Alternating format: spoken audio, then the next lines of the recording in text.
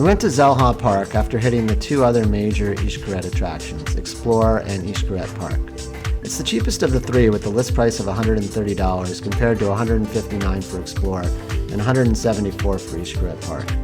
It's also the furthest from Cancun, but the closest to Tulum, and has the least amount of things to do of the three. In my humble opinion, it's also the weakest. It's still a great park, and I'll show you what it has to offer. There are always some small discounts available for advance payment and other means, and you can actually lower the admission price from $130 to $90 if you just go with the light option. That means you don't get the all-inclusive food and alcohol, but you do get non-alcoholic drinks, and although they aren't technically allowed, you could actually bring your own food in, as they don't do any type of American TSA pat-down when you enter with your bags. It's pretty much an all-day affair though, and you're likely to get hungry at some point.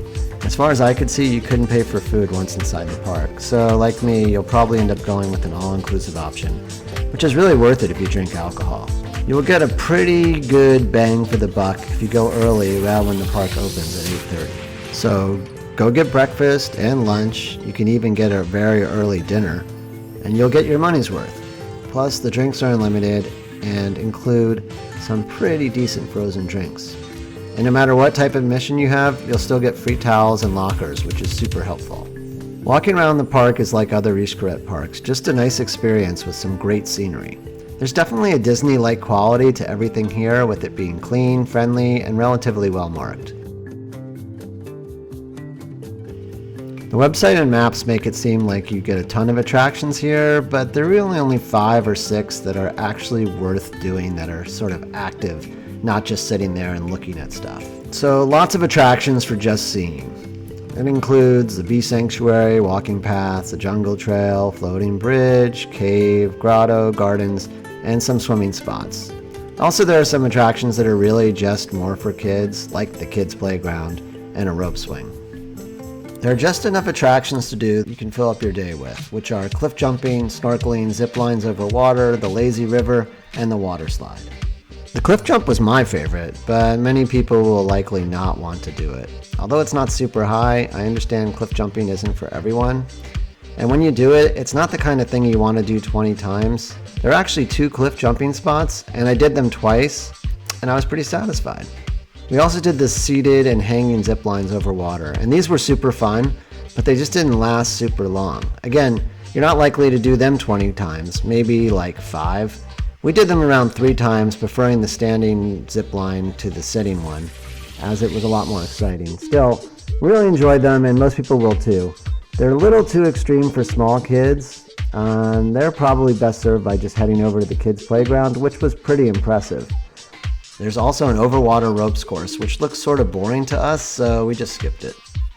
Oh, if you're finding this helpful at all, don't forget to subscribe and like. All the attractions, you aren't going to have to wait that much, except for the water slide, which we stupidly went to first. In our defense, the slide is near the entrance of the park, but it doesn't mean you should go there first. We waited about 45 minutes when we got on the slide, which we were there around 10 a.m. And although the line didn't extend that long, there are signs indicating the wait can take over an hour, and I imagine during high season, it's going to take just that. If you're going to stand there and wait in line on the stairs with a beautiful view, it's best to do this when you want a break, not when you're excited to start your day. It's also likely to have a nice breeze, and it's covered, so it's best to do this during the peak heat. Also, you might notice there's no video of us here sliding down the slide because we couldn't take our cameras. As for the actual ride, it's pretty high up. You go round and round on the way down. It's fun, but not crazy intense. The only other included activity that will take time is snorkeling. It's conveniently located with several easy entry points, and all your equipment and life jackets, which are required, are included. The conditions vary. It can be crystal clear, but when we went there was some cloudiness in the water. Still, I saw a great assortment of amazing fish, and I'm a snorkeling snob. I saw a blue tang, aka Dory, but no Nemos, along with the great variety of surgeonfish and others that I don't really know the identities of. You're allowed to snorkel by the Stingray Encounter. There's just a rope you can't cross there, and you can see all the rays along with a bunch of jackfish that are in the video here.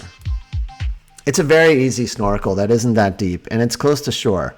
They make you wear life jackets, so it's not going to be a problem to bring the kids to this. Just make sure you head to the rocks in the middle of the lagoon, because that's where all the fish are. You can ask a lifeguard if you want, and they'll help you find the fish. Honestly, I think this was the tipping point for the attractions. The snorkeling, was included, and it made me feel like Xel Ha was actually worth the money. When you're done with the included activities, you might want to go for the add-ons. They range from a list price of $44 for the zipline bikes to $160 for swimming with the dolphins. But you should do your own research on whether you think that activity is ethical. Anyway, we did the manatee experience for $90 a person. The water was murky, the manatees didn't swim too close to us, but we definitely interacted, and they seemed sweet and gentle, so for us, it was totally worth it. After all this activity, there are lots of places to either rest, including hammocks, and others just to walk around it and soak up nature. Even though it was a hot day when we went, it wasn't brutal, and there's a lot of shade, and depending on the part of the park you're in, some nice wind will keep you cool. Of course, you can jump into the lagoon from most points in the park, and if you want, just relax in the lazy river.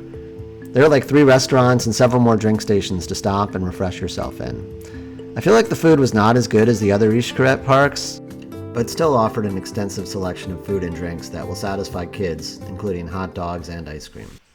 So I can definitely say Xel Ha is a good time, and if you do some stuff, you're going to get your money's worth. Looking at it now, it occurs to me it's a great way to introduce your kids to snorkeling, swimming in cenotes, and outdoor water adventures in a very convenient package, especially if you're on vacation and you have limited time. Living here, I can do this stuff a la carte, but the adventure portion of cliff jumping and ziplines made it worth it for me. If you're staying in Cancun, it's a bit far, and I would definitely say check out the other 2 big Xcaret locations, explore Xcaret Park first. But if you have the time and you don't mind spending the money, you'll have a great experience. Feel free to DM me with questions, and don't forget to like and subscribe if you found this helpful. I'll see you guys in the next one.